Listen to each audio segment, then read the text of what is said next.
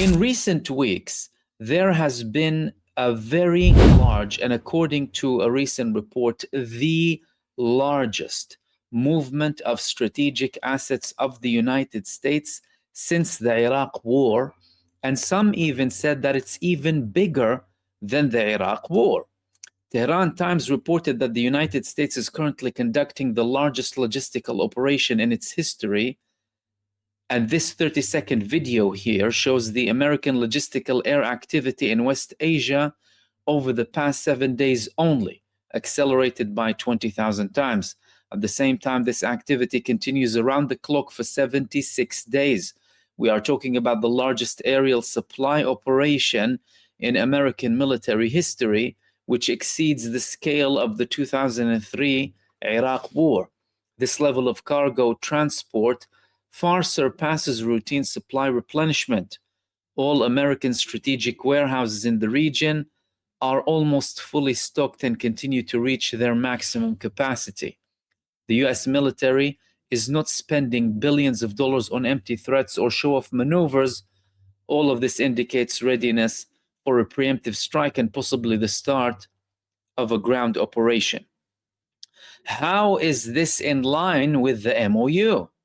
That's a very important question, because the MOU states that the United States during this period should not increase the number of US forces in the region. However, the United States is doing exactly that unless the meaning of forces was left unexplained or ambiguous deliberately, and there was a gap there.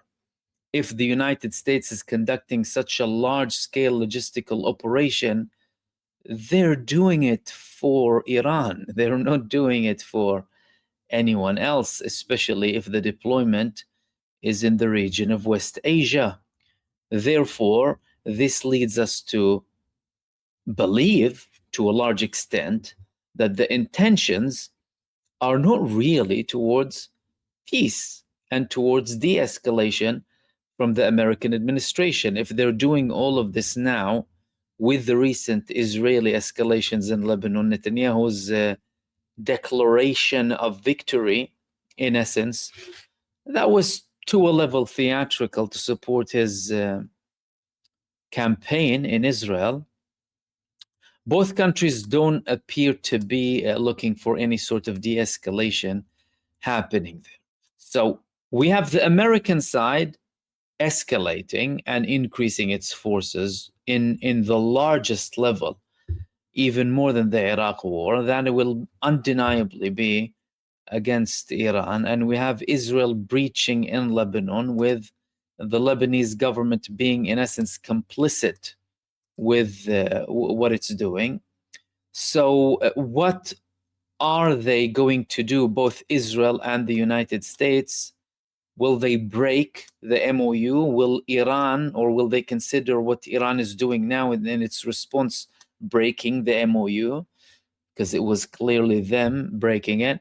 There was a statement coming from a key Netanyahu ally, a minister in the Israeli government, who said the following about Iran and its enriched uranium and what Israel is planning.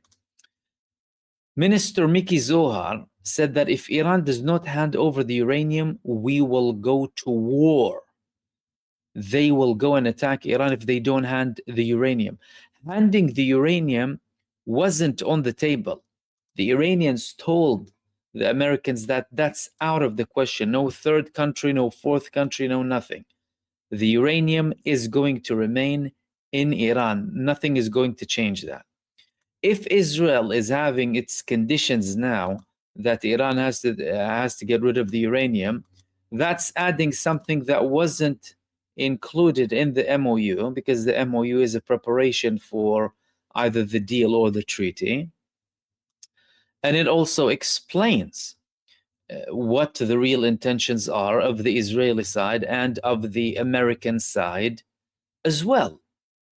If Israel is saying that outright, that means Israel wants to have another war, and the United States wants to have another war, or at least is preparing for another war, and all of this theatrics happening between Donald Trump and Benjamin Netanyahu isn't really reflecting the reality on the ground, which is both of them want to attack Iran.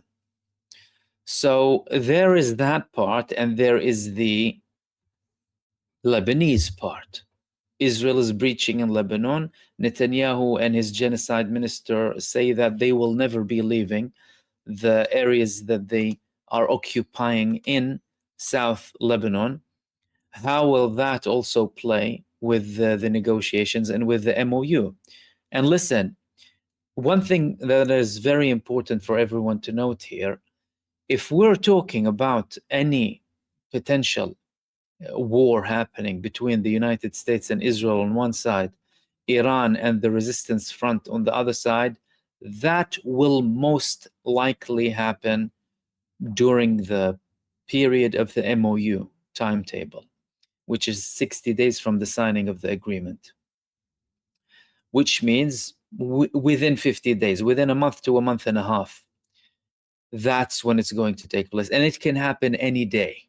If the United States is deploying so much forces, according to recent statistical reports, and Iran, on the other hand, with its finger on the trigger with any American breach, Israel doesn't have an interest, that's most likely what's going to happen.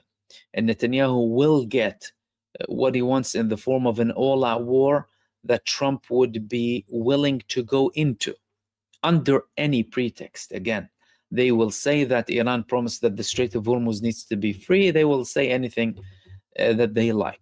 But the reality on the ground is that both these countries are the aggressors. They are the genocide regimes, in essence, breaching international law, breaching human rights, killing millions of people, leading the global economy to ruins.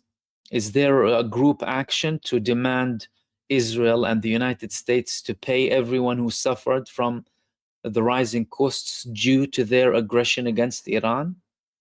Is anyone thinking along those lines? Had it been the opposite way, what would be the action taken? Iran closed the Strait of Hormuz as a defensive act. It's in its territory due to the American-Israeli aggression against it, and because they refused to stop their aggression. Trump had this MOU before things were about to get much worse. However, now clearly we're talking about a preparation.